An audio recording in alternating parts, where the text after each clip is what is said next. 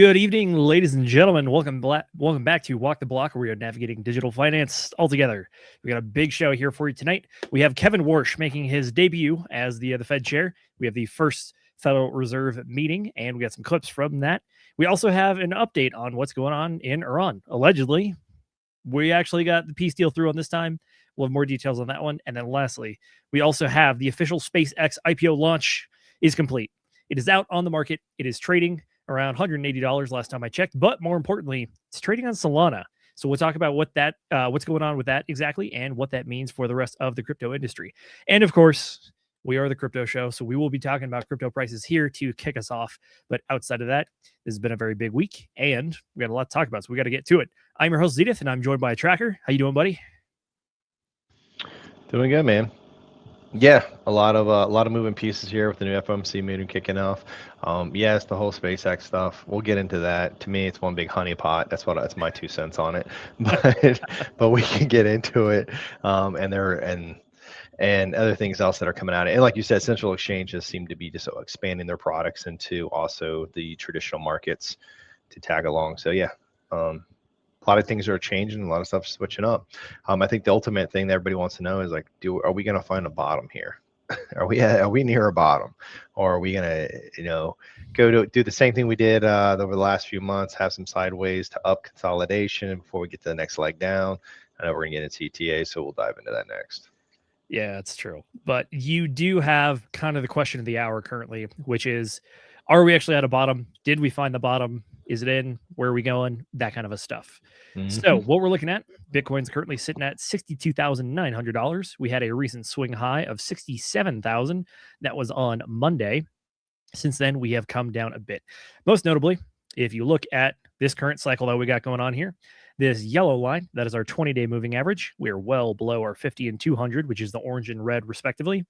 But the interesting thing for this one is we are trying to get back above this 20-day moving average, unable to do so. And as a result, it looks like we've started capitulating towards the downside. And now the question is, what's going to be the bottom for this local little stop here? Are we going to go all the way down? Are we going to retest the cycle lows, that kind of stuff?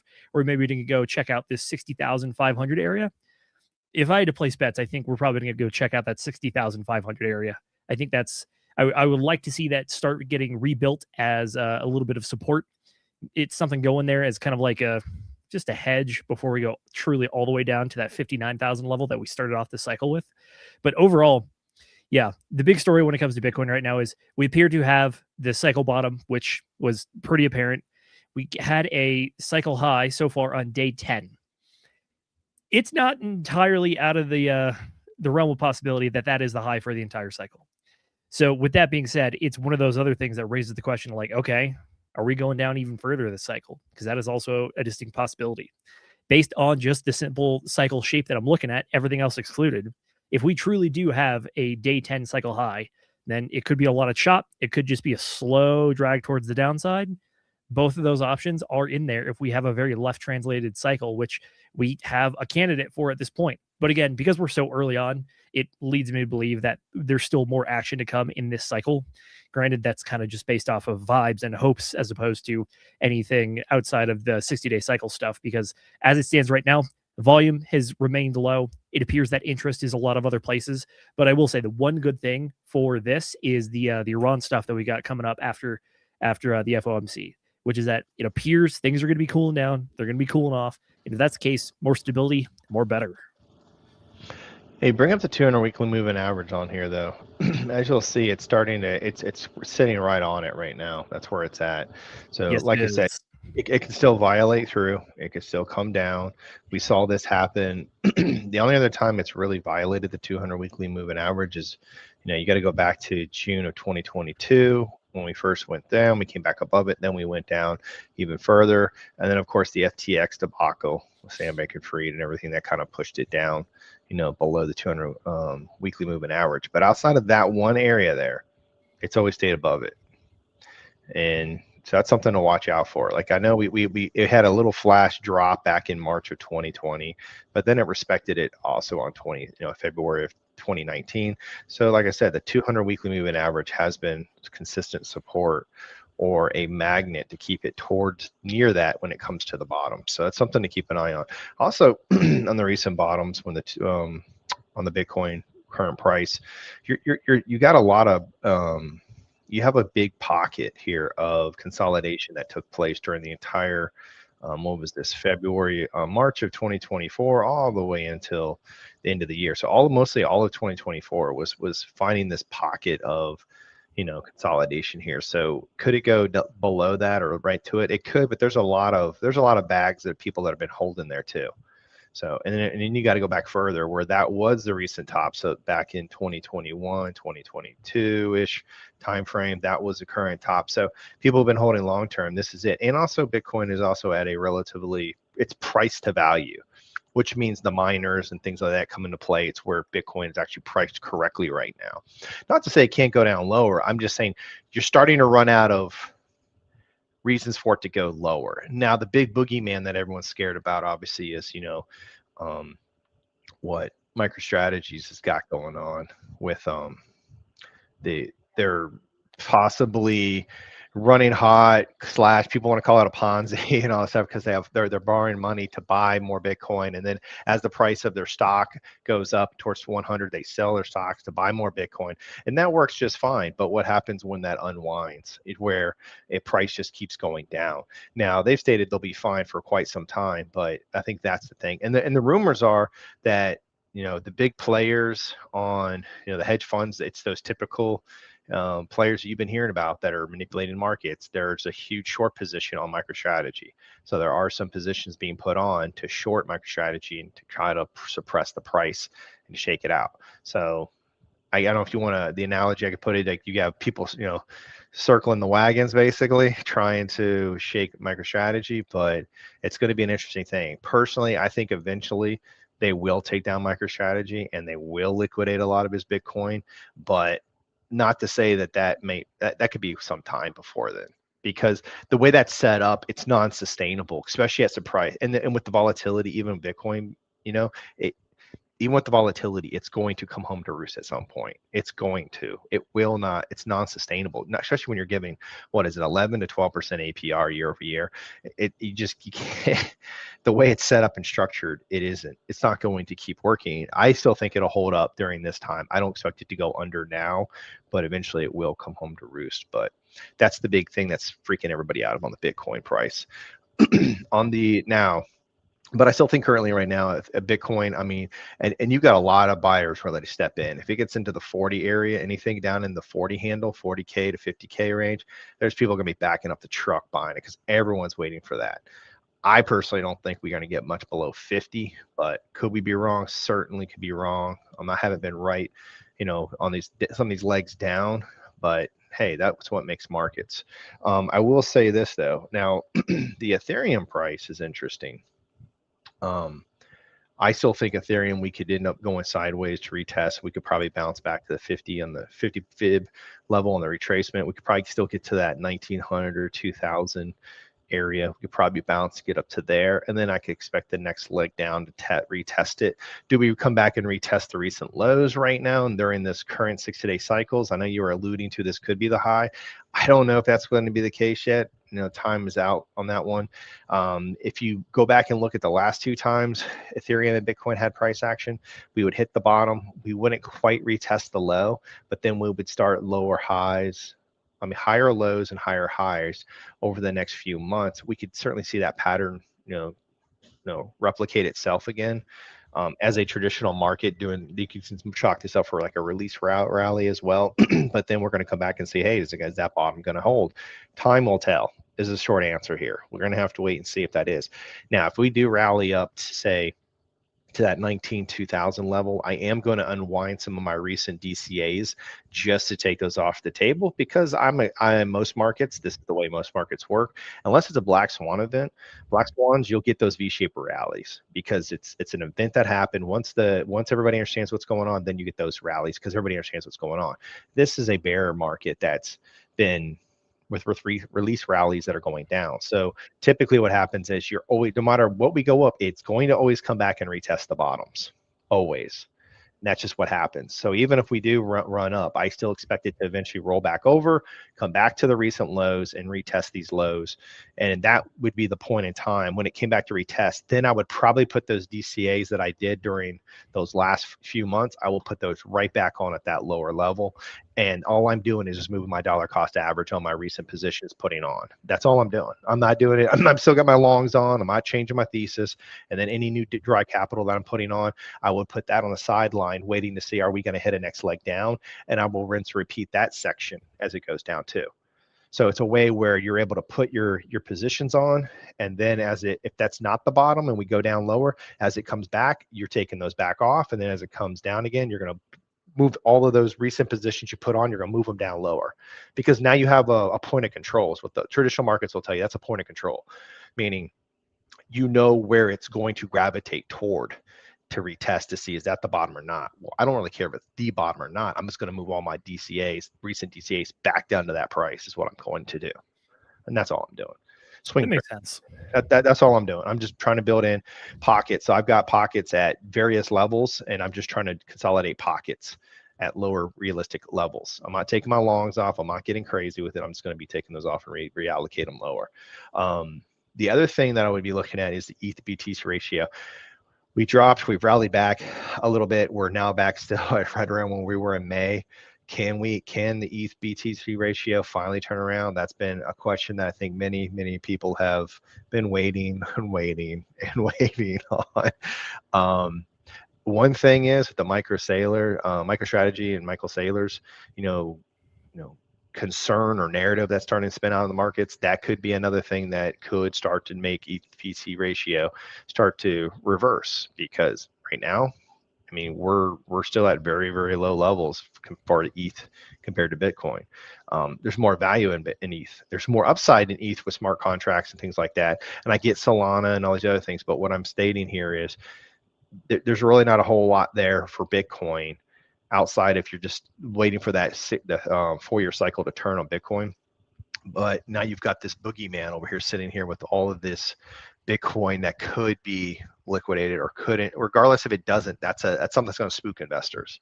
So you could maybe see people start moving to ETH, and you're starting to see some capitals that are starting to unload Bitcoin and starting dollar cost average in Ethereum. You're seeing some of those.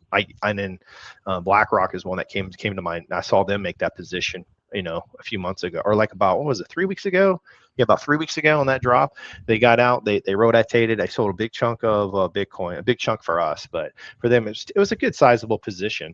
And then they bought a small position in Ethereum on that same day. So it tells me they got more conviction. They see more value in Ethereum than they do in Bitcoin. And I think others are starting to see the same. That's true. Yeah, we have been seeing people rotate stuff out. The ratios are still kind of going in Bitcoin's favor at this point. The dominance is really flattened off here a bit. Pretty much looking at flat since September of 2025, which is interesting to see. But overall, right now in the markets, we're in the bear market. I think the case for the extended cycle is it's really, really out to pasture at this point, like less than 5% chance, in my opinion.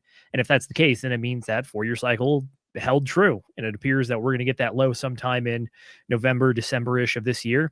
And if that's the case, then I do predict that those ratios will continue to lean more towards Bitcoin's favor as alts and even other large L1s start to just continue to go sideways, bleed, and then ultimately find that low wherever it is.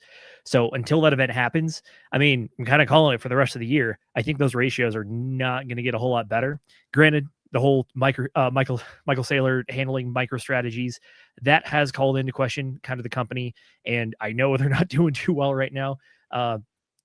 My buddy Donovan over at DIY Investing, he's been following this one pretty closely, just looking at like all the things that are going on, because like they're trying to peg strategy to $100, but it doesn't look like they're doing a great job with that so far. So yeah. And like I said, this is going to keep happening. And think about what triggered that. Was it Michael like Saylor's Bitcoin that he sold or something? Yes, small. Very small. That's what triggered it, because he came out with, never mind, I will never sell Bitcoin. I will never sell Bitcoin is what he said. And then anytime you do something saying you're never going to do something, it doesn't matter. Investors get spooked immediately. And then but then he turned around a week later and he bought up a bunch. He bought a ton. He bought a massive amount. But still, as people are looking under the hood and seeing how this whole thing is structured, it's saying it's non-sustainable, and it is a candidate to be liquidated. Now you have people like Jane Street that are starting to short them.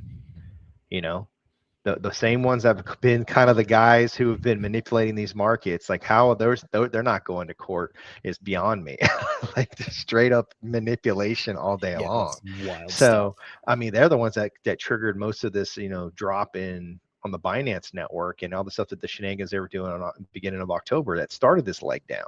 So now they're full circle coming back now and circling MicroStrategies and starting to short that position. And then who knows? Are there going to be other ones coming out there starting to follow the suit? I guarantee there will be, because why? Because they have a pretty good track record and they've made quite a bit of money for investors. So a lot of people are starting to follow their lead. So if you know what I mean, if whatever they're going to do, you're going to see people follow.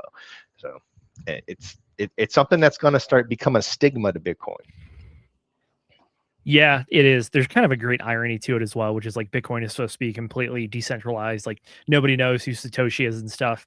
Yet somehow it feels like everyone is kind of just like attached Bitcoin to Michael Saylor at this point, and they're like, "Yep, he's the guy. He is Bitcoin now." It's like, oh my gosh.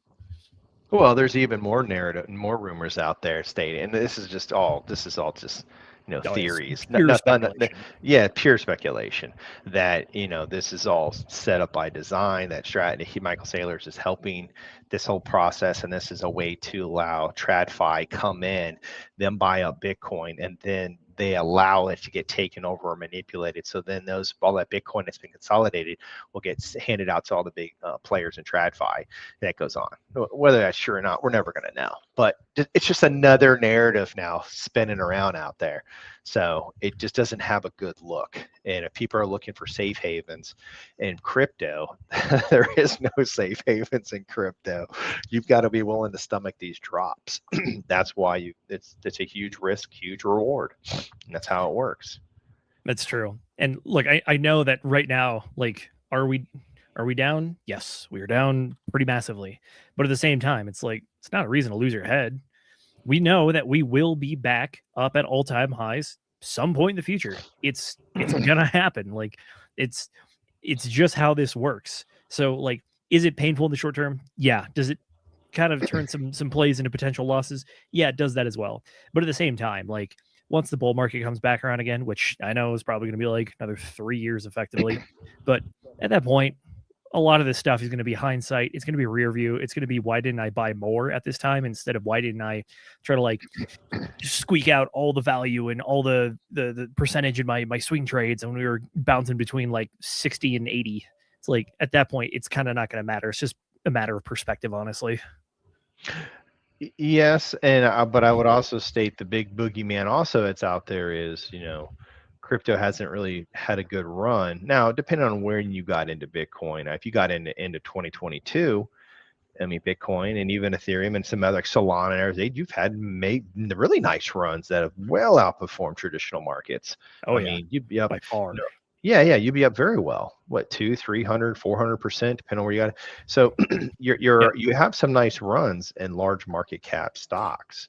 And then in what was it, 2014 and Q1, you did have a little mini altcoin season where you had some big things that were pumping in TradFi, in GameFi, and also in some other sectors in crypto that actually there were some 10, 15Xs there. So you can still see those rips that happen. It's just, I think, they're going to be short lived and you got to know when they're going to happen.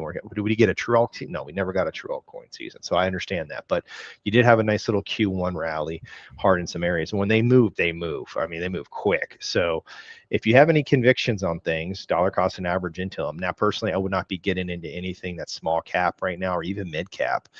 There are some things that are working still. We pointed those out, a couple weeks ago. Some of our members that we went in there and we talked about, and those areas, they still seem to be holding up relatively pretty well compared to other things and other sectors in the crypto market. I will say this though. I'm still looking.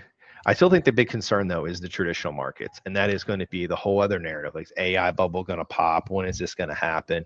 Because if that does roll over, we did talk about this. If the overall markets start to roll over, and like we said last show, traditional markets don't just roll over. Yes, black swan events you'll get a spook, you'll get a drop, but then you'll get pretty much a V-shaped which is what you saw here. What you're looking at here, that's a V-shaped rally. Why was that? Well, that was the conflict in the Middle East that just transpired, and then once the market's got an opportunity to digest it, then you see the snapback, because then they realize, okay, well, this isn't going to affect these areas. I know how to invest this, and they take off. And that's exactly what you see. That's why the traditional market's ripped like this, because once they understand it, that's a V-shaped rally. But you want to get those during black swan events. On a normal market, you're going to get a nice little probably 4, 5, 6 months sideways action topping pattern before we finally roll over. On another side note, on the S&P 500, I remember, just another Tom Lee thing I thought was interesting.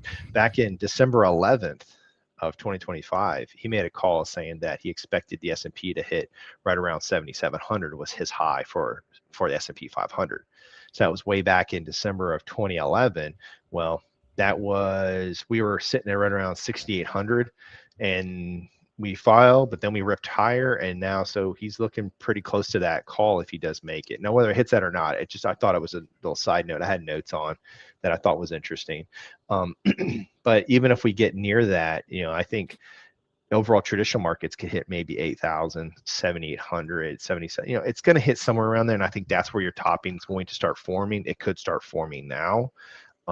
But I still think you have 6 to 7 more months that it's going to carry you to the end of the year, which then aligns to when we expect the crypto markets to start should be the end of you're looking for your cycles in crypto, then we should be bottoming out, like we said, right around between October and beginning December time. Somewhere in that ballpark, you should be having a bottoming in crypto. So that's why I'm thinking, are we at the bottom? Maybe, maybe not. But timeline, if you look at 4-year cycles, tells you that's the pocket you should be in, which is going to be interesting because that's going to be aligning to potentially when the overall markets start flattening out and having 6 to 7 months sideways, unless we get new all-time highs in the overall markets. What I'm trying to say here is you got to look at all that correlation. And then we also pointed out that something else to be concerned about, or another thing to have on your radar is, the AI bubble. Well, the very first time that these big lenders that lent a lot of money at these AI companies are supposed to be, either getting money back or pushing those loans out further, or deciding, hey, we're not going to invest in you anymore because we're not seeing the return. That's going to happen. You're going to start seeing that narrative start spinning up hard right around Q1 of 2027. You're going to start seeing that come to fruition. I know we hinted at that last week. We talked about it briefly, but that's the big thing everyone's looking at. And right now, AI has not been profitable like people are saying it's going to be. And I know you're going to bring up. Well, I know you're going to bring up SpaceX. See, the problem is, people will tell you invest in these things because they're going to be this world-changing thing that's going to make just crazy amount of money. And yeah, eventually it will, but we're not there. That's what people don't understand. It takes time to get there, just like the .com bubble. That's why we were saying .com is the same similarity to what we're seeing now with AI. It is going to change a lot of things in the world, but it's going to take time to get there. Just like how SpaceX, man, you're talking about technology and things that they're going to be profiting off that doesn't even exist yet. And we're not even there yet. It's forward thinking. Yes, it's going to be amazing. You're going to do all these crazy things, but right now, at current times, people want to see returns, and it ain't going to happen right now. It's just not. And that's the thing that people need to temper their expectations. Anyhow, that's all I'll say about it all, man. But that's kind of where I'm at. You got to look at all that. That's what I'm going with it. No, it makes sense. Tell you what, we'll keep the macro narrative going here, because we do have a little bit of a crystal ball for what's going to happen for the rest of the year, and that's none other than the good old Federal Reserve. That's right. We got Kevin Warsh making his debut here, so we're going to listen into his opening statement. There's a big announcement that's part of that. Fair warning, it's a bit of a lengthy statement, so we'll be pausing and chopping it up a little bit partway through. And then I got 1 or 2 questions that he picks up that I want to cover as well. So with that being said, ladies and gentlemen, here's the new guy.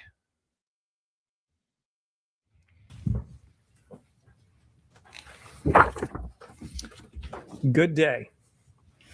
It's an honor, a true honor, to be back at the Federal Reserve and to take up this duty at a time of such consequence. I've been especially heartened by the warm welcome of old friends and new colleagues both. and I've listened closely to my fellow FOMC members. Heard a lot of new ideas, new thinking, and genuine interest in moving the Fed forward. This week's FOMC meeting exemplified the very best of the Fed's traditions: rigorous debate, open-mindedness, commitment to mission, responsibility, and accountability for performance. In this business, they all add up to one thing: getting monetary policy right, or as near to it as we can do. That is our North Star. My colleagues and I are here to serve our legislative remit, which you've heard us say before: price stability and maximum employment. And these objectives guided our business in the meeting just concluded. As you saw a few moments ago, the committee decided to maintain the target range for the Fed funds rate at 3.5% to 3.75% in support of the Fed's dual mandate. The committee also reaffirmed its policy of maintaining ample reserves in the banking system. Economic activity is expanding at a solid pace, despite elevated uncertainty that owes in part to the conflict in the Middle East. Productivity growth and capital investment, both strong. Job gains have kept pace with the workforce, and the unemployment rate has changed little. We recognize that inflation has been running well ahead of the Fed's long-stated inflation goal of 2%. That's been going on for more than 5 years. Persistently high prices are a burden for the American people. But the recent past need not be prologue. I am pleased to report that members of the FOMC are unambiguous and unanimous. This committee will deliver price stability. At any institution, a change in leadership is a natural and timely opportunity to reaffirm its mission, to review current practices, and to consider whether those practices best meet our objectives. My Fed colleagues and I will be working in close collaboration to ask what changes might improve the conduct of monetary policy. On that score, you might have already noticed something: a difference in today's policy statement. It's a bit shorter, a bit simpler, and it dispenses with some older language. That statement just gives you the facts as best we can judge it. Absent also is so-called forward guidance, which we agreed was not well suited to the current policy conjuncture. This afternoon, you also received the usual summary of economic projections. It's been the practice of this committee for participants to submit these projections, and I have encouraged my colleagues to continue to do so. I, however, have refrained from offering any projections of my own, consistent with my long-held views on the SEP, at least as currently structured. In the median projections, real GDP rises at 2.2% this year, 2.3% next year, and total PC inflation runs at 3.6% this year, 2.3% next year. The unemployment rate stands at about 4.3%. The median participant judges that the appropriate federal funds rate to be at 3.8% at the end of this year and 3.6% at the end of next. All right. We got a lot there. Pretty much new guy taking over, wants to take this opportunity to kind of get a bit of a realignment within the organization. We also get all the numbers there.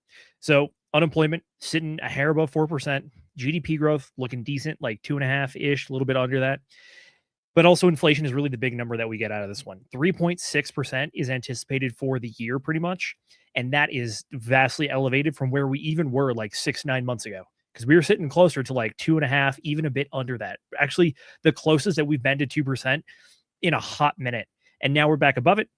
Largely the blame that they're pointing to is the conflict going on over in Iran, largely due to energy prices going up. When energy prices go up, it means everything goes up. Transportation costs go up, cost of manufacturing go up, anything involving plastics go up, all that kind of stuff. And at the end of there, he just said anticipations for where they think the federal funds rate is going to be at the end of the year, pretty much right where we are right now. And then outside of that, really not anticipating it getting lower until 2027 or even 2028. Is that what Tracker? Is that what we were expecting out of this one? I mean, I didn't think we'd get this much, honestly. I thought the concern that I have though is that the administration picked this guy because he wants lower rates. That's the reason why he picked him. And he wants lower rates because they've got a lot of debt to restructure. And I bet you've got a lot of, not just the United States to restructure U.S. debt, but also foreign countries to restructure their U.S. debt too. There's a lot of debt that needs to get restructured, and debt's the big boogeyman right now. It's just out of control. So how are we going to restructure the debt if he doesn't get that thing lower? That is kind of the question of the hour, I think. But at the same time, everything that we see at this meeting and everything that we've heard so far, I'm getting zero indication that they're looking at cutting. In fact, I'm actually kind of getting the opposite a little bit. I think that they're really stating the inflation as the greatest risk right now. So I'm sure in the back of their minds, they are thinking about the debt and stuff. But when it comes to what they're really trying to target, which is just full employment and stable prices, that's inflation right there.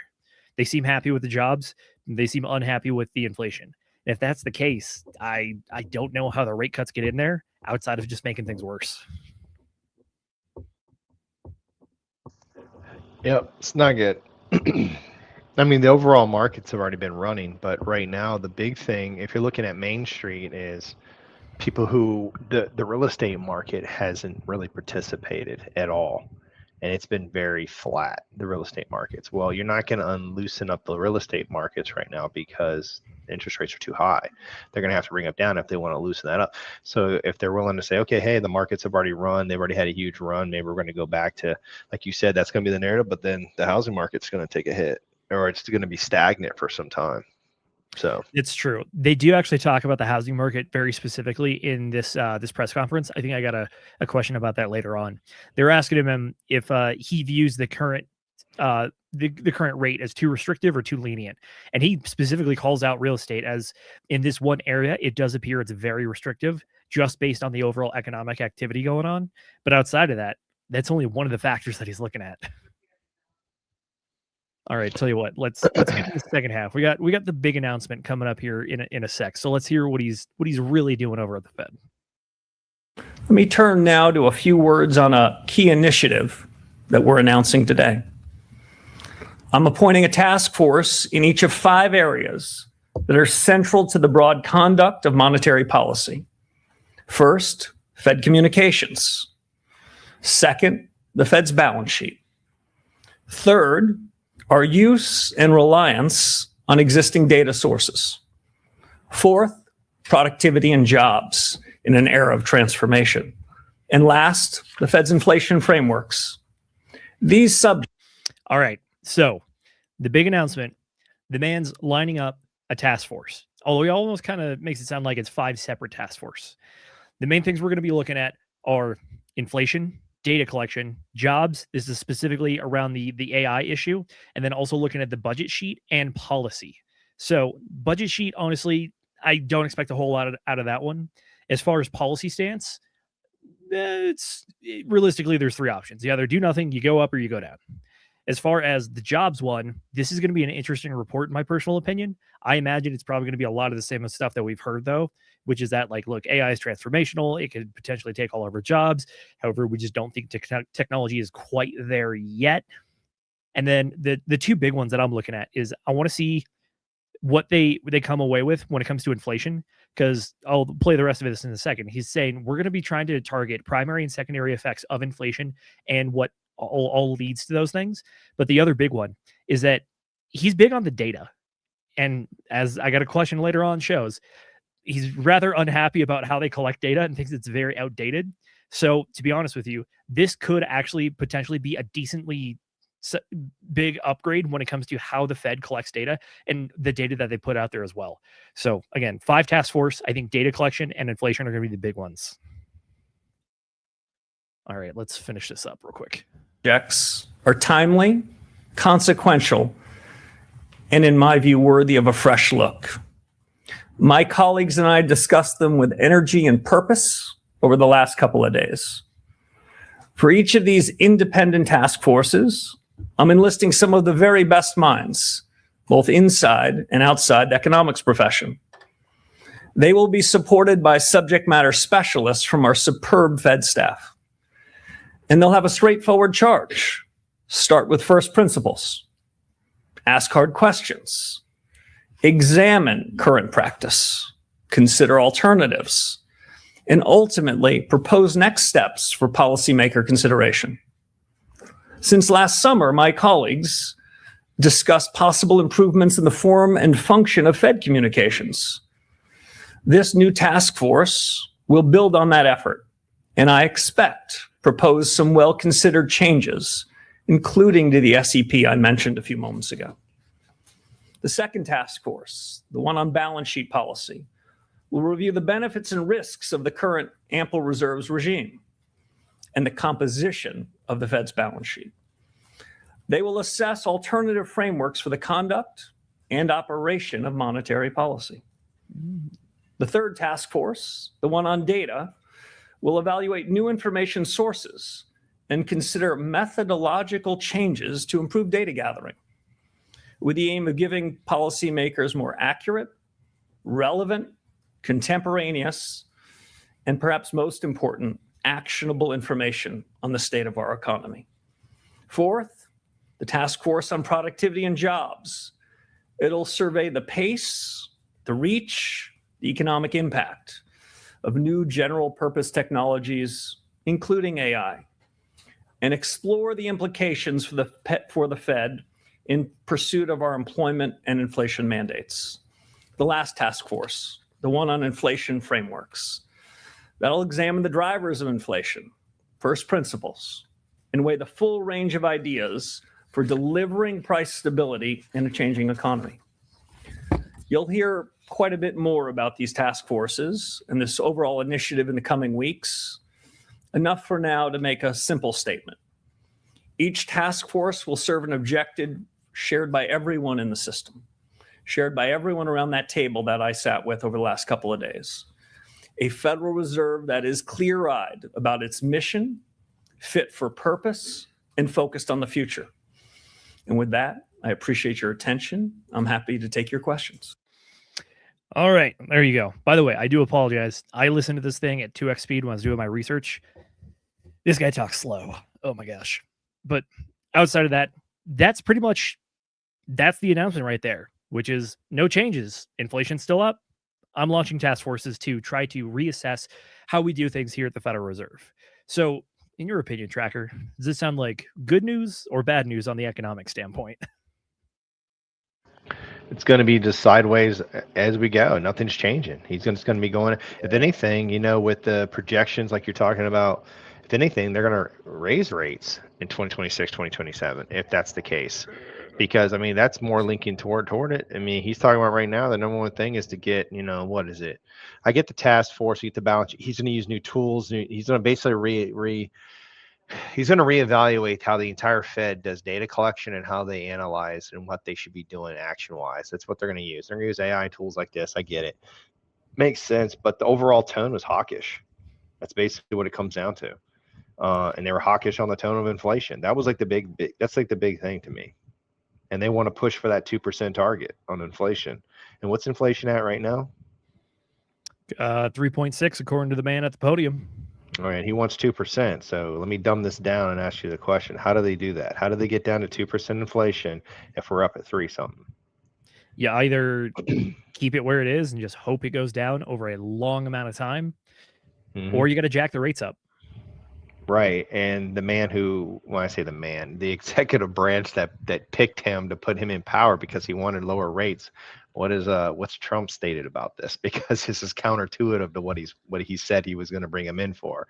So he wanted lower rates, but he'll obviously can spend this and say, well, the day he's been selected, but he's also a job to make sure the markets don't blow up. So this is his job in action, I guess. So The data, he's going to be data driven. I mean, Jerome Powell was data driven too. He didn't try to forward think either. He was very methodical how he looked at it. I think Walsh just wants to basically speed up the process and introduce new tools that give them more clarity and be able to take more quicker stances and pivots if they need to. Yeah, I don't think it's a good outlook. And to be honest with you, here I got this here for you. Here's the inflation year over year, according to Bureau of Labor Statistics. According to these guys, we're at 4.2. We kicked off the old Iran conflict at 3.3, climbed up to 3.8, and now we're at 4.3. Right, and like you said, energy is a huge input cost for just about everything around the world. So that makes sense. But and keep in mind, we're not dumb here on the show when it comes to know what the inflation. The real inflation is more closer to about 11 to 12%. Is about the real inflation. That's exactly where we are now. I mean, there's economists that track many different products, 100 to 200 different items they've been tracking since the early 1990s, and we're more at 11% year over year because of the way they restructured how they calculate the interest rates. Remember, under the Biden administration, they restructured how they kind of calculate it. They tweaked their calculations a little bit. But even before then, everybody knew they could basically just pick a basket full. They have 60 items to pick from, and they're going to pick 10, 15 of those items that are least impacted, have the least amount of change. They're going to use those, and that's what you get this inflation number on. So it's a very cooked number. Everybody on Main Street knows it's been a lot higher than this, but regardless, put that aside, we've got to look at this because this is going to determine what the Feds do when it comes to rate cuts. So yes, the input costs came up because of the input costs of the gas or fuel around the world. That's going to come down, obviously. Another side note I find always interesting about just pure crude oil and gasoline manipulation all the time. Why is it as soon as there's an event that occurs overseas, crude oil goes up and immediately at the pump, the price goes up immediately. But as soon as when things have been, clarified and crude oil starts coming down, it just takes its sweet time coming down at the pump very slowly to catch up. You can't have them both, man. That's not the way this works. I get either you're going off the input cost or not. So that's pure just on a manipulation alone. That is absolutely manipulation at the gasoline pump for everybody on Main Street, which is unfortunately, yeah, you're entirely correct on that. It's disgusting, but put all that aside. Inflation should come down. So like you said, there's no need to take any action now. The conflict has been resolved, or hopefully everything's been put aside, and that's going to be put to bed. You would expect inflation to come back down to maybe middle threes, maybe low threes if we're lucky, and they want 2. When's the last time we were at 2?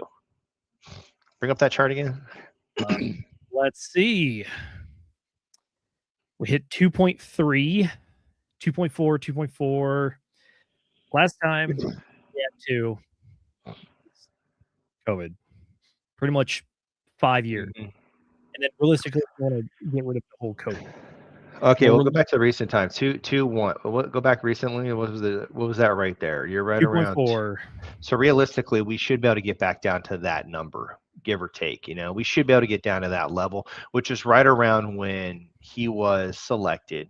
It was in 2025 when he was selected by the executive administration, Trump himself, and he pitched the idea he wanted him. If this gets down to that level, it's not to say cutting rates isn't necessarily out of the cards.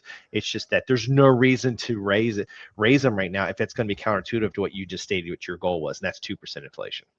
So, like I said, I think it's going to be nothing. I think we're going to be very flat. Rates should come back down to that area here, but as far as getting rate cuts, something significant is going to have to happen. Now, if things get bad, you can cut rates. So if markets start to tank, roll over, everything is looking doom and gloom, that's typically how you can get rate cut kick in to try to spark the market and generate things. But I think there's going to need to be some pain before you get that. Like you went back the last time. Yes, it plunged, but that was during COVID. So it doesn't, once again, black swan event. I don't know. Unfortunately, like you said, it's not looking like there's going to be a rate cut coming anytime soon. And if it does, it'll catch everybody by surprise. That's for sure. That's true. By the way, Mr. Angry Twinkie coming in here. Somebody else watched the press conference. I see. During Q&A, the topic of right of the decimal comes up. Credit to Clear Value Tax. He was the first to latch onto this. Thus, 2.9% equals 2%. Yes, correct. So This is a weird thing that they talked about in the press conference, which is that, do you care about the number that's to the left or to the right of the decimal? And he was saying pretty much to the left of the decimal, aka the single digit integer, as opposed to the hilarious decimal percentage. So because of that, there's kind of this weird inference where Twinkie is exactly right here, where it's like, yeah, 2.9 in their eyes is basically 2%. And it's like, you sure about that? So rounding up is completely off the table now, right? Rounding up or rounding down, right? It's simple. Yeah, that's crazy. Let's just forget about the whole possible 1%. I'm sorry, 0.9%.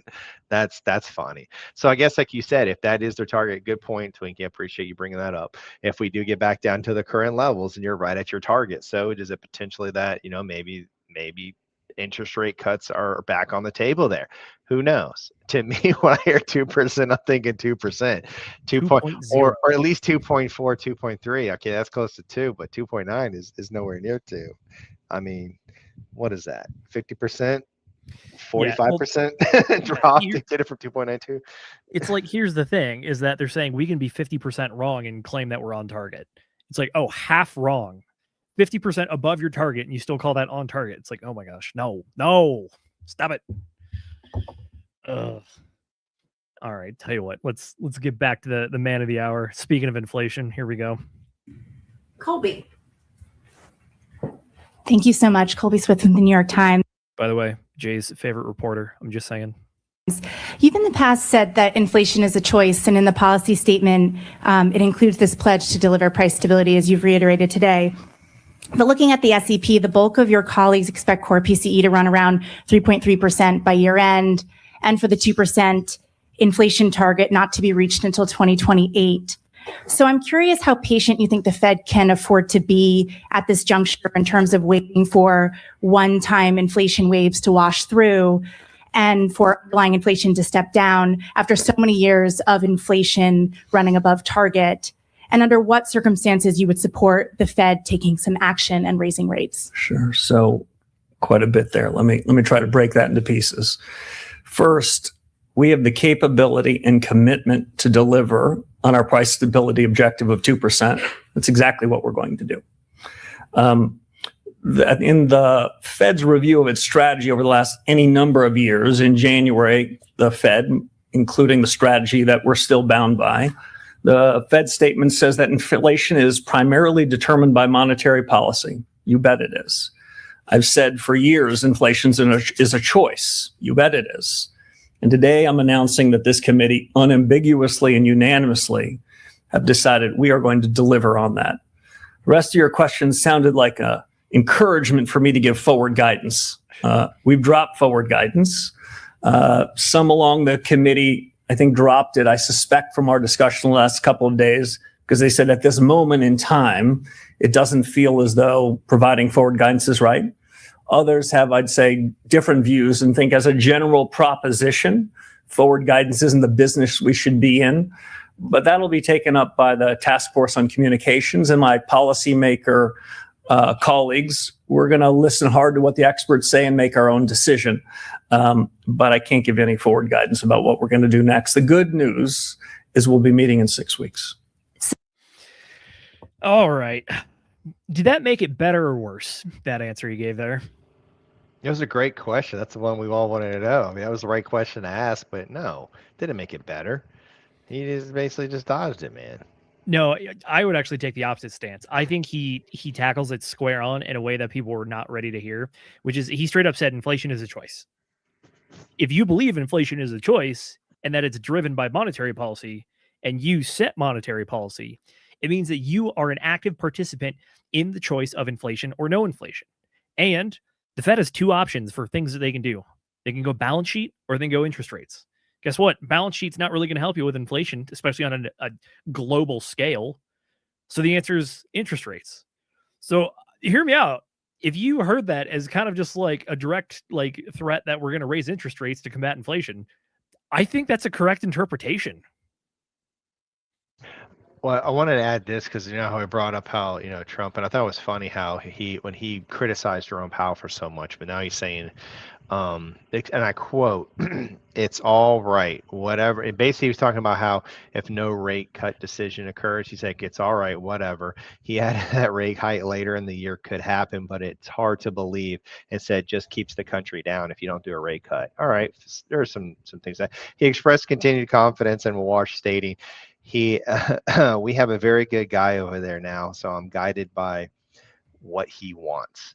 Basically, he's saying he needs to do whatever he wants, is what he kept saying, but totally independent. So he's kind of saying that he's basically on his realm to do whatever he sees fit.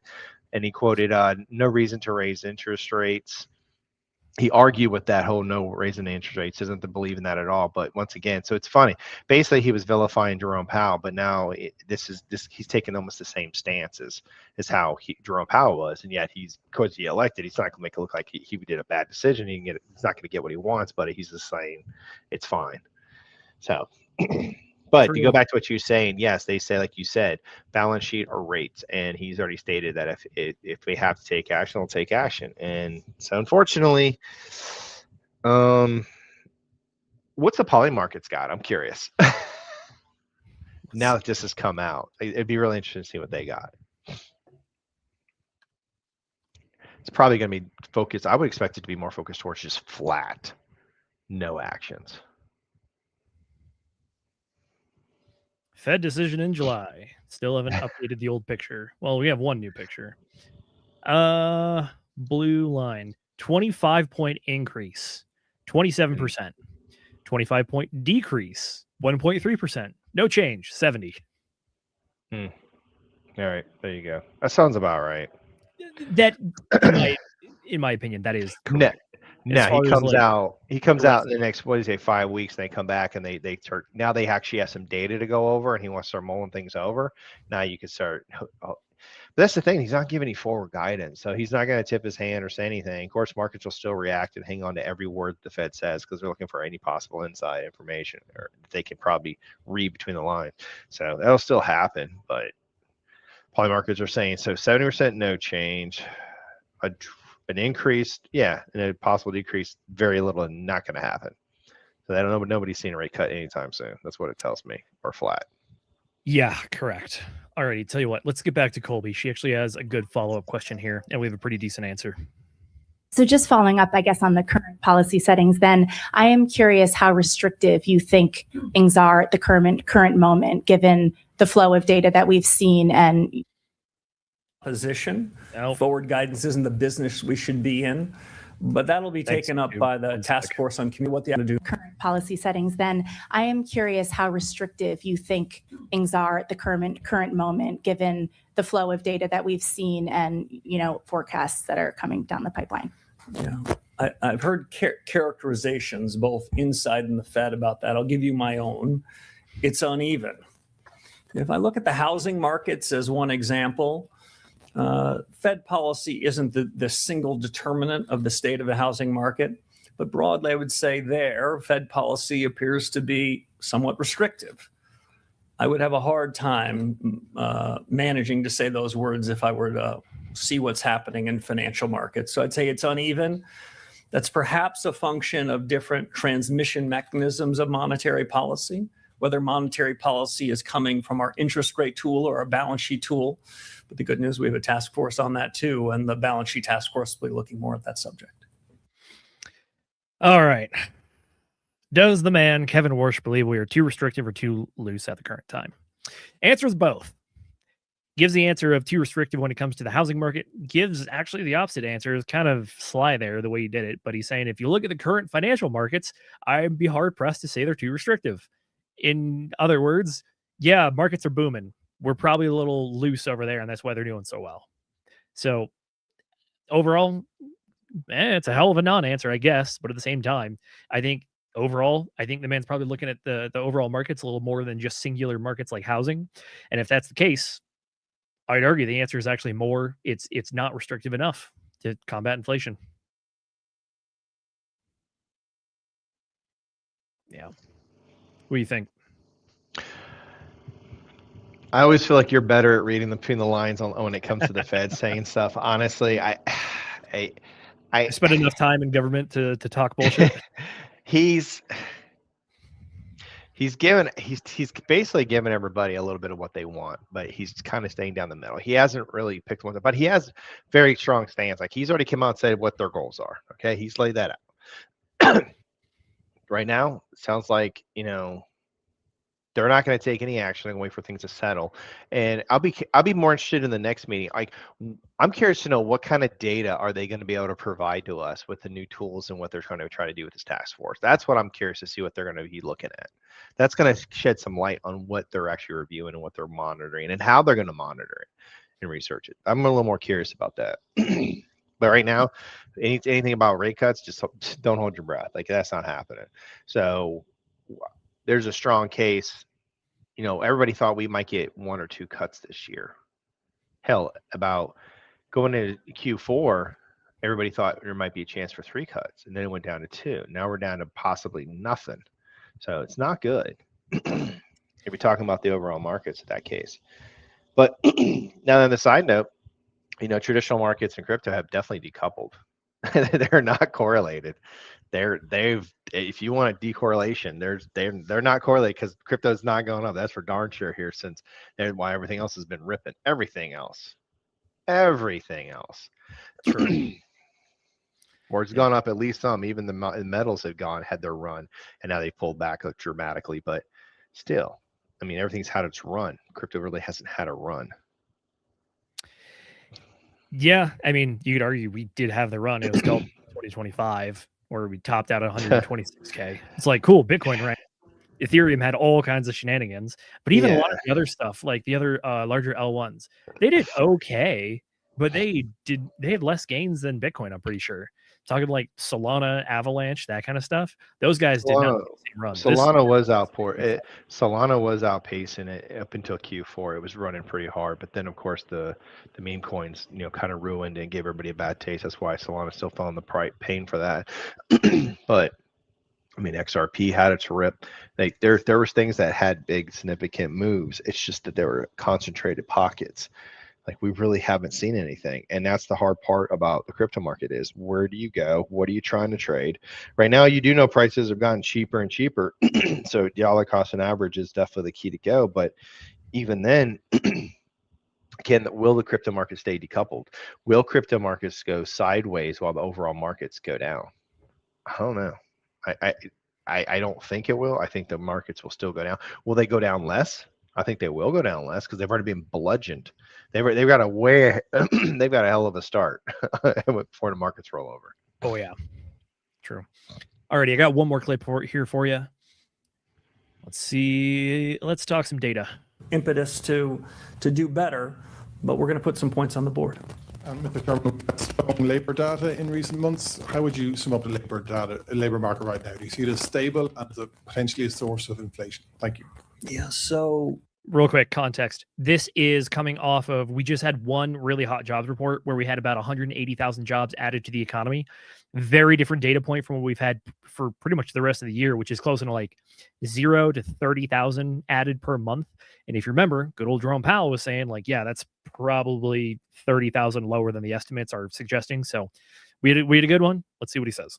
So the committee, if I were to try to capture how the committee thought about it, the committee thought that the labor markets were stable. There were some people around the committee who thought that it was trending better than that. Trends matter more than data points.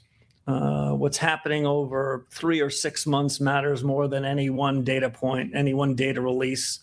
And I'd say the jobs data has been moving in a good direction.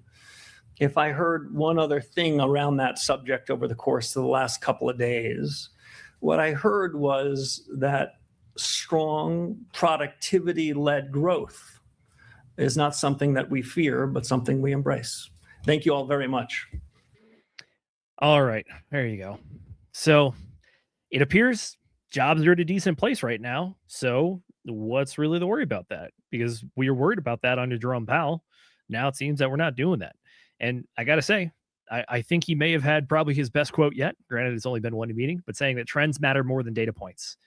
100% correct. And I think that's the big thing that I hope we see more of from this guy, which is this is right along with how Jerome Powell looked at stuff, which is that Jerome Powell understood the data could be imperfect. It could be flawed. It could also be a fluke. It could just be a singular point. And we got to look at the overall trends.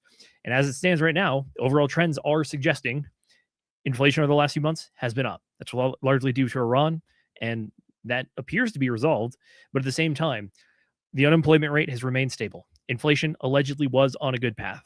Overall growth in the economy is absolutely going gangbusters right now. That trend has continued for sure. So overall, if you sum all that stuff up, it's not really suggesting a rate cut, in my personal opinion, because it's like jobs are fine. We're good on that. Inflation's the issue. Let's get on that. Does that make sense? It does from Wall Street and the Fed's perspective, but on Main Street, no, it's completely wrong. I mean, inflation is more like at 11% year over year. It's been that way. Job market looks great because the way they calculate it and they drop everybody off who's not looking for jobs anymore. You fall off that mark. So the unemployment is much higher than what they're seeing. So when it comes to the data points that they're looking at, when you're saying, does everything look okay? I mean, if we're ultimately just saying, hey, what's the reason for them to cut rates? Then sure, that's what we're looking at. But for the overall economy, no, it's so skewed. It doesn't tell you what reality is. So eventually that's going to come home to roost is how I'm looking at it. Like eventually the economy is non-sustainable. Like the overall S&P and the overall traditional markets are ripping off of the AI rally. Like that's what's feeding this, the technology sector.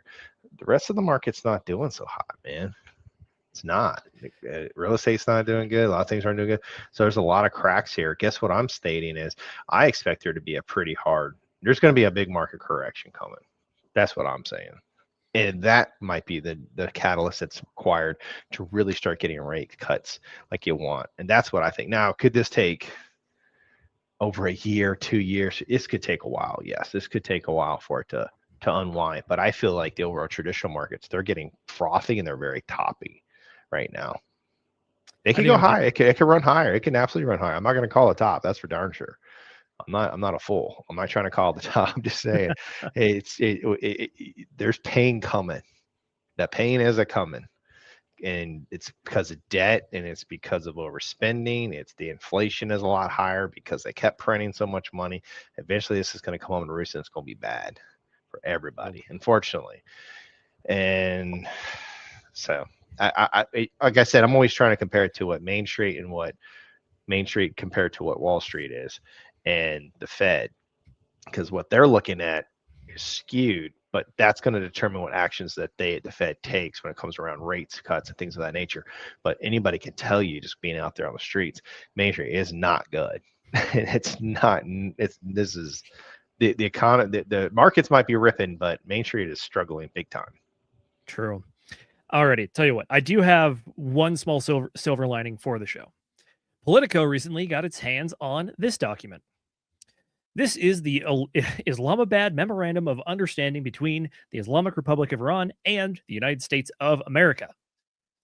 Signed pretty much yesterday and today, effectively. So the document itself gets pretty blurry at the end, so I'm going to switch over to a better source. All right, what are we looking at? Coming to us from CNN. The U.S. releases official agreement with Iran. It appears we have a solution. Pretty much starting out, the United States and Iran and all their allies in the current war are signing this MOU to declare immediate and permanent termination of military operations on all fronts, including Lebanon, and undertake from now on not to initiate any war or military operation against each other. Okay, ended the fighting. Cool. What else we got? U.S. and Iran undertake to respect each other's sovereignty and territorial integrity and interfering from each other's internal affairs. Okay. Pretty much this one says we have a final deal in a maximum of 60 days, extendable with mutual consent. Number 4, we will begin removing the naval blockade and any disturbances or impediments against Iran, and will fully end the naval blockade within 30 days. United States further removes forces from proximity within 30 days as well. Upon this, Iran will make arrangements as use best efforts for safe passage of commercial vessels with no charge for 60 days only from the Persian Gulf to the Sea of Oman and vice versa, aka the Strait of Hormuz. The traffic of commercial vessels will immediately start, and considering the need for removing the technical and military obstacles and demining by Iran within 30 days. This is a big one right here. The United States of America undertakes with regional partners to develop a definitive, mutually agreed plan with at least $300 billion for the reconstruction and economic development of the Islamic Republic of Iran. The mechanism for this implementation of the plan will be finalized as part of the deal within 60 days. All required licenses, waivers, and permission needed for the relevant financial transactions will be granted by the United States of America. More. Now, we'll say here, though, the Trump administration, they've come out and stated that they're not going to pay it. So there's a lot of political theater going on around here right now. Correct. I have the explanation for that one as well. Yeah, that one's an interesting one because, that's going to go over really well, right? All right, we went to war. We spent a bunch of money, go to war. Now suddenly they're going to say we're going to have to pay for this to fix things up again. Oh, this is like the method of operation for every country the U.S. goes and invades. Let's blow it up and then we rebuild it. I guarantee AKA that is Halliburton during Middle East. That is going to be the narrative coming out from the media over the next couple of weeks. I guarantee you is that, the U.S. is having to pay to fix Iran. It's not actually how it works, but I guarantee you that's how they're going to try to spin it. All right, a few more other things here, and then we'll get to just chatting about the whole thing overall. U.S. Will terminate all types of sanctions against Iran, including UN Security Council resolutions, Board of Governors resolutions, and unilateral U.S. sanctions, primary and secondary. Iran reaffirms it shall not procure or develop nuclear weapons. Pending the final deal to maintain the status quo, they will maintain status quo of its nuclear program, and the United States of America will not impose any new sanctions and will not deploy additional forces. 10.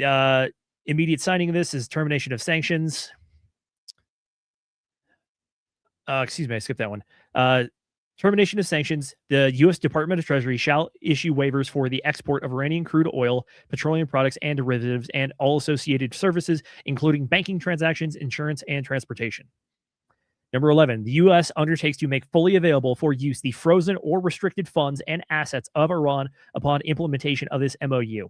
They'll mutually agree on the procedures related to the release of these funds during negotiations. And that's pretty much it. Okay, so big things coming out of this one. Obviously, war's over. Sweet. Strait of Hormuz, we're getting that thing open as soon as we can, and no tolls, baby, because who likes toll roads? Number 3, we have the ending of sanctions. Number 4, the release of frozen and seized assets that are Iran's by the U.S. And number 6 is the investment strategy of up to $300 billion. So that's going to be one of the big question marks out of this. And in my personal opinion, it's actually kind of something that's being slept on. So what it is it is an agreement with a lot of private entities and a lot of the nations around Iran to build private infrastructure inside of Iran. Notably, all the people around that area, what do? They produce oil. What does Iran do? Also produces oil. Who's been hardest hit by the shutdown of the Strait of Hormuz? All those guys I just mentioned, because they can't produce or really ship their main export. As a result, this investment, which is not coming out of taxpayer dollars, by the way, these are investments by private entities from these regions to invest in infrastructure in Iran. What this does is it actually ties together the fates of all these people. So here's how it could work. People build all this stuff to try to get business going. Okay, let's say Iran pulls some really dumb stuff and tries just seizing all the assets.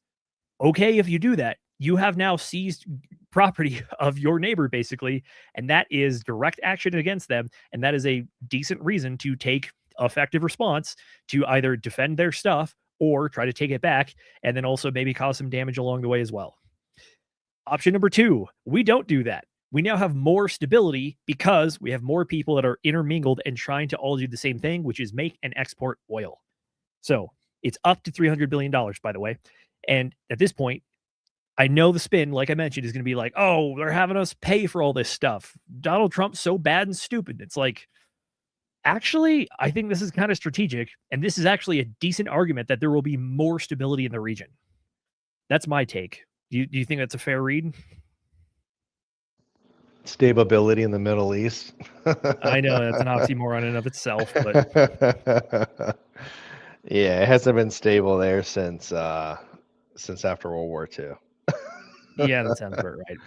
It's never going to be stable, and I'm not going to get into it. It's a hot topic, but but yeah, it just seems to be there'll be something else that sparks it up. This will be calm for a little while, and then that'll be it. I think now that this is out of the question, I think the big rumor that everybody so Venezuela happened, then Iran, and that happened, and then the rumors were okay. What about Cuba? So I think it's going to be more coming down to is the U.S. going to actually go after Cuba next? Hear me out. Even if the U.S. goes after Cuba, I think it's insignificant on the world stage.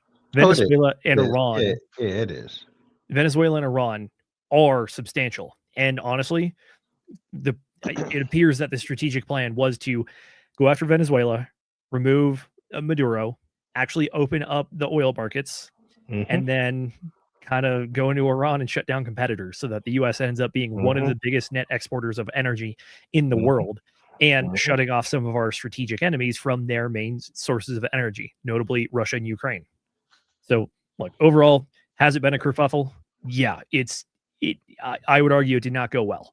At the same time, though, it appears that at the end of the day, the U.S. did still kind of come out on top on this one. We're in a stronger position economically.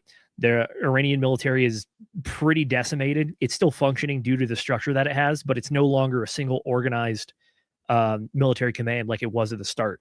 We effectively got rid of like multiple generations of leadership over there, and now it's pretty fractured, and we're starting to actually we have a proposition for investment in Iran from its neighbors to try to create more stability.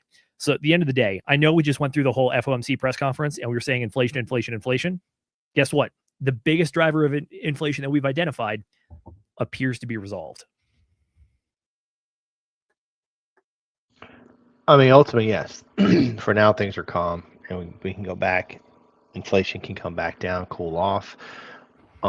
Gas prices will come down at the pump. Things will should lower them. Like I said, just the inflation alone will lower the prices. That'll be great, and it's one less thing we have to worry about. So it is. Now the question I have is, this is on more of a political theater, but there was a lot of protesting in Israel around Netanyahu. There was a lot of protesters there, and then of course when this conflict occurred, it was stated that he can't be ousted when there is a conflict going on. So I'm curious, is that going to spark up the protests again to potentially try to have him outed because now that there's no longer a conflict? I was just curious where that's going to stand. As far as the Israel thing goes, one, I don't really care, but two is I think that as far as what actually happened here, it didn't work out as well for Israel as it worked out for other folks. Because I think Israel is definitely on the mindset of they would like to see a true and utter defeat of Iran as one of their longest and most militant adversaries. Didn't give it to them. In fact, Iran was actually strengthened a little bit, not in the military stance, but in the sense that they are theoretically going to be more economically productive if the investment works out. And they're still going to be able to enrich uranium to nuclear powers levels of it.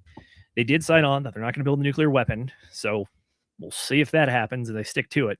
But at the same time, I do think Israel is actually probably not as happy about the resolution of this as they want it to be. Because if you remember in the memorandum, they specifically called out Lebanon there. Yeah, guess who's fighting in Lebanon? That's the militant groups, which are the arms of Iran and Israel. So we're pretty much saying, hey, stop it. And yeah, I think they're not thrilled about it. But at the same time, I don't think it really matters a ton. There's so much other more important and bigger things going on than whatever Israel's doing, to be honest with you. I roger that. Yeah. Alrighty. So, tell you what, I'll tease it. We definitely are over time on this one, but I'll post some articles in the Telegram. Last thing I wanted to touch on, SpaceX launched. Appears that it's been doing pretty good. This is actually Jupiter. This is a decentralized exchange right now. And look at that. We are actually trading SpaceX. But it's not just that. There are actually multiple SpaceX products that are available on the blockchain. So coming to us from BN Crypto via Yahoo Finance, 3 SpaceX tokens leading trading volume on Solana this week. Okay, what do we got? Get out of here. SPCX. This is Backpack Securities. Backpack Securities is a regulated U.S. broker issuing SPCX. The token launched in Solana the same day SpaceX listed on the NASDAQ. It is now the number one tokenized stock on Solana with over $15 million in volume in 3 hours after launch. Each of the tokens represents ownership of the underlying SpaceX shares, and you can actually redeem those shares through their platform. Number 2, X stocks. They issued backed finance under its X stocks brand, which already tokenizes a range of public equities. This token tracks the SpaceX share. Meanwhile, this one's liquidity sits around $236,000 with almost $1 million in daily volume. And then lastly, we have SpaceX. This is by pre-stocks, and this is pretty much just to give you exposure to the pre-IPO valuation via SPV-backed tokens. So there you go. Crypto actually stepped up to this one pretty big, in my personal opinion, considering we had multiple different groups actually have tokenized stocks on the chain that are actively trading. And then we also have a third product, which is pretty much just exposure to the price of SpaceX itself. And all this stuff appears to have done some pretty decent volume. What I'm looking at, let's see what my research turned up. Recent volumes on Solana, the SPCX, the backpack one, the first one, their 24-hour volume was $56 million, peaks of up to $108 million at a single 24-hour window. And they helped drive tokenized equities on Solana to a new all-time high of $188 million total spot volume for 24 hours. Outside of that, all the other ones, cumulative, looking at probably like 300 million-ish. So overall, look, the SpaceX launch, very pretentious.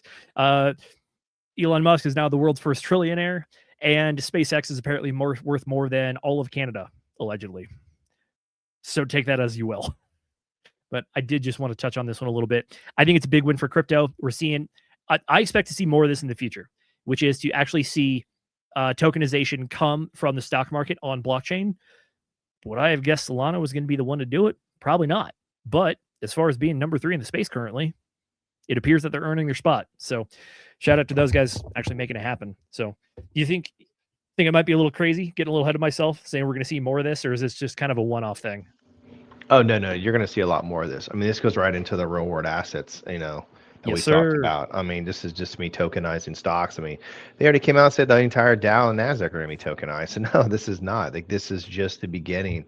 This is the very, very beginnings of tokenizing the stock markets. And now they've also provided 3 different products. So it allows in central exchanges to compete with other brokerages that are traditional brokerages that are out there. So it's just more competition. Anytime there's more competition, it's typically a good thing.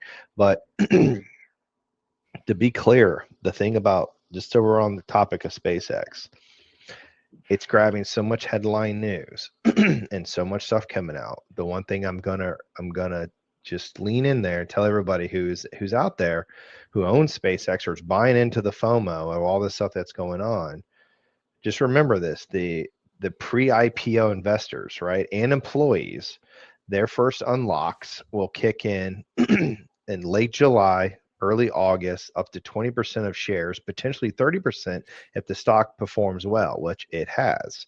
Trades 30% plus above IPO price for 5 or 10 days before earnings. It's definitely on that path. So you're potentially looking at a 30% of the entire stocks that are out there for employees and pre-IPO investors. What do you think they're going to do if SpaceX is still hitting and hovering at these high prices? They're going to dump. They're going to dump on people. So if you want to trade SpaceX, you can get into it. Sure, you can do it. You can do it. Just be very clear on those dates that I would just stated, late July, early August. Look at when those first pre-IPO investors are allowed to start unlocking their stocks where they can actually take action. They're going to take action because they got in at such a ridiculous price. It'd be crazy not to take profits. So, and then not just that, but then there's going to be staggered releases, additional 7% increments at 70, 90, 105, 120, and 135 days post IPO. So those many days, 70, 90, 105, 120, and 135, there'll be an additional 7% that's going to be unlocked to be dumped. After Q3 earnings around October, November of this year, another 28% will become unlocked. So what I'm getting at here, you're going to have a lot of selling pressure because this thing is priced per perfection. Nothing's come out this high ever. So, and they're pushing all the headlines out there. They're making this all, to me, if you got in there and you had to pick, congratulations for picking it, but be very careful here. This is one, how do I put it? This is one big massive pump and dump. I mean, in the crypto markets, everybody who got in early before it happened, it pumps up, right? It'll pump up, and then they rug everybody in the crypto market. Well, it's the same thing you're going to see here. You're going to have you're going to have insiders that are going to sell and dump on you. So be prepared for that. Right now you're in June. There's no unlockings coming up, but in late July, depending on the price action, just be careful here. That's all I'm gonna. That's my my public announcement. There you go. Good public announcement. As far as some quick data for you, the pre-IPO price for shares were $135. We launched at right around like 170, 168. It looks like pretty much had a low of like 162 just for a second. Got all the way up to 226 for a second as well, but now we're all the way back down to 180. So just keep that in mind. The pre-sale price was 135. So if we start hitting these timelines like Tracker's mentioning, that's going to be a critical position to look at and see how far above or below we are at that point, because that will honestly dictate probably a lot of the action that we're going to see if it comes to a lot of selling or people not selling, because it's either right at the same place or maybe even underwater. But as far as the launch goes, I don't think people missed out a whole lot if you didn't get into this. I think the risk was still very high on this one. Granted, if you got in at like 165, got out at like 215 if you got real lucky on it, it's a lot of risk for what is effectively like a 30% gain. So I mean, hats off to you if you pulled it off, but at the same time it's like the risk was pretty high on this one. Normally when you have big anticipation IPOs like this, like I remember when Facebook came out with their IPO, they had a rough launch. And well, it came out and then it pumped high and then it dumped low. Came out around, I don't know, it was like $50 ish, somewhere in there. And then it went up and then it tanked. And then when it got under to 20, I remember buying it at 18. I remember buying it at 18 originally, and it was under 20. And then that was the time to get in. And then, of course, I sold way too early. I should have just held on to it, never sold it ever, right? But all these other companies, same thing with Google, same with all of these IPOs are high. Yeah, long term, they'll probably do really well. But right now with these evaluations and what they're coming out, come on, man. And they keep making statements that are just astronomical, like $1 trillion in revenue. Really? $1 trillion? It would be one of the most expensive. It would be majority of the freaking S&P 500. I mean, you got to start wrapping your head around the evaluations of these things they're throwing out there. So when they're making these big statements like that, to the masses out there, I'm telling you, it's one big, I hate to use the word honeypot, but that's what it feels like. You're trying to suck in all of these, people, as many retailers you can, to dump on them. That's what it feels like, how they're teeing this thing up. And so just be careful. That's all. That's true. By the way, for a little context, the global GDP is around $123 trillion. The US is about 32 trillion of that. So SpaceX, an American company, valued at over $1 trillion, if you just want to call it a clean 1.0 trillion, that's like 3% of the entire market. That's, I know it doesn't sound like a lot, but in the grand scheme of things, for the entire market to be 3%, that's massive. That's absolutely massive. I'll take a step further. You could look at the main tech companies that are out there, the NVIDIAs and all them, and the Palantirs and all of that. They make up a massive share of the entire market. Like they make up a huge share. So, which goes back to the whole concept. There's been so much investment in AI and all this, that if they default and can't pay back those loans, or the banks decide, hey, we don't think you're going to be capable of doing this, so we're not going to lend you more money. And at this point, we're saying we want our money. And if you can't pay it back and you got a default, you really got problems.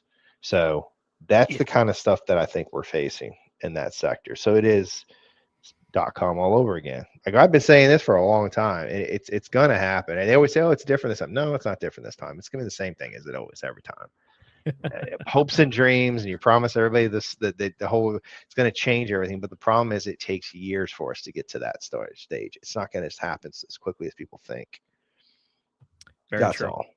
So interesting times, to say the least. But ultimately, if anything, so if crypto didn't go up when the overall markets went up, and yet we're going, and it's just decided to go on the 4-year cycles and do its own thing, then I would love to see crypto do its own thing when the overall markets start to roll over. I would like to see that, and a true decoupling. That's what everybody really wants from crypto, is true decoupling. Of course, TradFi is in here with their ETFs and things like that, and risk on after this, because that's going to be a connection we have with it. Obviously, we're going to have to watch and see how much that controls and manipulates the prices on the decoupling. But I would love to see decoupling. So would many others. Very true. Alrighty, just wanted to make sure we hit the SpaceX article. I have contract addresses and stuff. I will put that in the Telegram, which, by the way, if you would like to hop inside our private Telegram to get the latest and greatest from the ongoing chat, our ongoing never-ending research, the discussion around all that, and answering all of your questions, you can hop over to walktheblockndf.com. You can find the membership tab, and you can sign up to get inside of there to get access to us, the team, and our fantastic community. We love chatting with you guys over there, and we also love seeing everybody showing up here on the stream as well. So with that being said, around these parts, we like to say, the waters get rough, so don't sail through them alone. Come join us as we navigate digital finance together. Private mentorship, exclusive live streams, Q&A. Go from beginner to intermediate to expert with us. When we all work together, we can all win together. All righty, good sir. That is all that we have for this evening. Any final thoughts before we get out of here? No, I think that's pretty much it. Just let's watch the watch these levels. Are we going to retest, or are we going to push up a little higher? I still feel like we're going to probably chop to move up. And then once we get to, in my mind, I'm looking at the Ethereum $1,900 to $2,000 range for Ethereum, and then I expect some rejection there, and then we go back and retest the lows. We might see that. I'd be curious to see if that's what transpires, and then from there, then the ultimate question: are we going to hold that level, or are we going to go to the next leg down? Eventually, we're going to run out of steam going down. I still think the Bitcoin narrative, you're going to hear more and more concerns about out of MicroStrategy coming on. And of course, you're always going to keep hearing about the AI bubble forming. You're going to keep hearing that narrative for a while. So we'll have to see how those things watch. So those are the big things to watch for. Sounds good. Don't think I could say it better myself. Yeah. There's a real risk that we could be in a down cycle again and hit that next leg down. But as it stands right now, we just got to see if this truly is the bottom and if we can go retest some of those moving averages and some of those higher levels. So that's the near future. Alrighty, ladies and gentlemen, thank you so much for joining us. We'll catch you guys next week, same time as always, 9 p.m. Eastern time on Thursday nights here at the channel for the next live stream. Coming up next, who knows? It appears that we have a lot of our big obstacles out of the way. FOMC's done. Iran appears to be done. SpaceX is over. So at this point, we're just going to have to watch the headlines and see what develops. But until then, hope you guys all have an excellent weekend, excellent week after that, and we'll catch you guys next time. Until then, good night, everybody. Have a good one. Bye-bye.